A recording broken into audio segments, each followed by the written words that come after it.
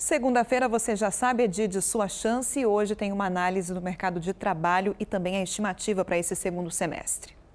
Olá, muito bom dia a todos. Segundo dados atualizados do IBGE, o Brasil tem hoje 12,8 milhões de pessoas desocupadas. O que é que significa isso? São pessoas aptas para o trabalho, que têm idade, mas não encontram uma oportunidade. Claro que a pandemia acertou em cheio o mercado de trabalho. Segundo dados do Ministério da Economia, setores como o de serviços e comércio puxaram as demissões, mas elas aconteceram também em várias outras áreas, indústria, construção civil.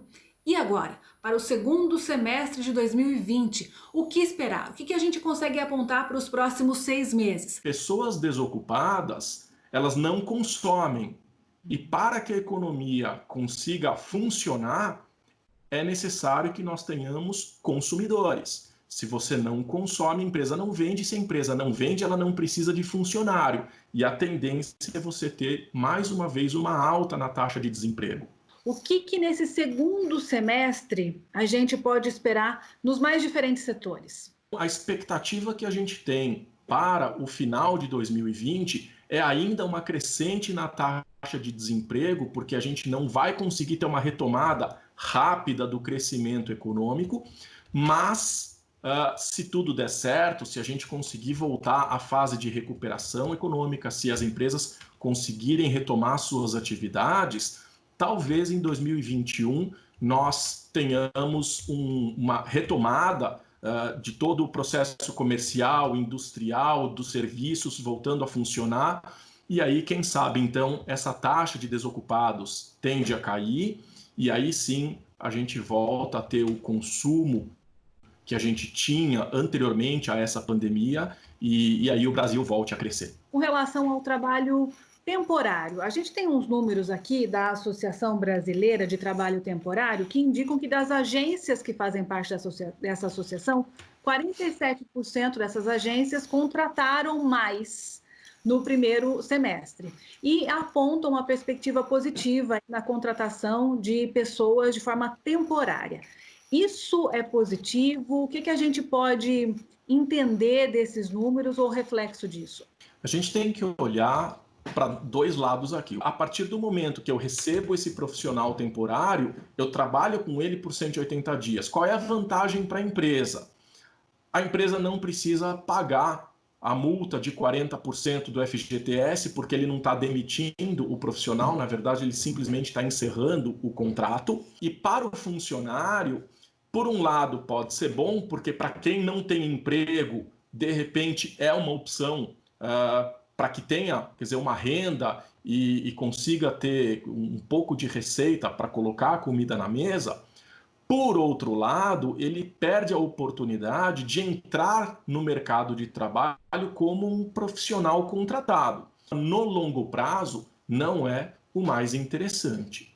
Segundo semestre, essa questão de temporários tende a aumentar? Eu particularmente entendo que nós tenhamos ainda o funcionamento do mercado online, pelo menos até o final do ano, mas tudo indica que, de fato, nós tenhamos a contratação desses profissionais, mas em números menores do que aconteceu em anos anteriores.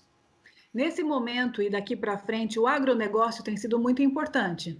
Tem crescido, vai continuar crescendo e a gente precisa dar um pouco mais de atenção para as pequenas propriedades também, porque eles dependem disso para poder sobreviver e nós vamos depender deles, inclusive, no futuro. Tem alguma notícia boa que a gente pode falar para o segundo semestre?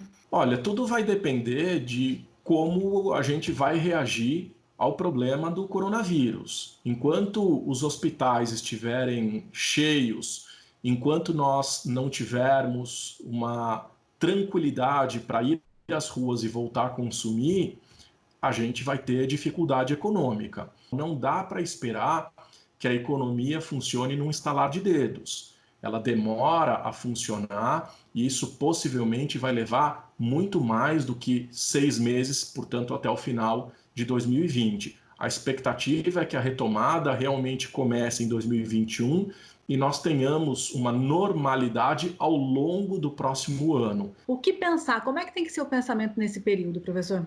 Tem duas coisas que me parecem importantes nesse primeiro momento. A primeira coisa é a questão da educação financeira. Isso significa a gente utilizar os recursos de forma consciente. E a segunda questão é entender que a gente não pode depender de uma única renda.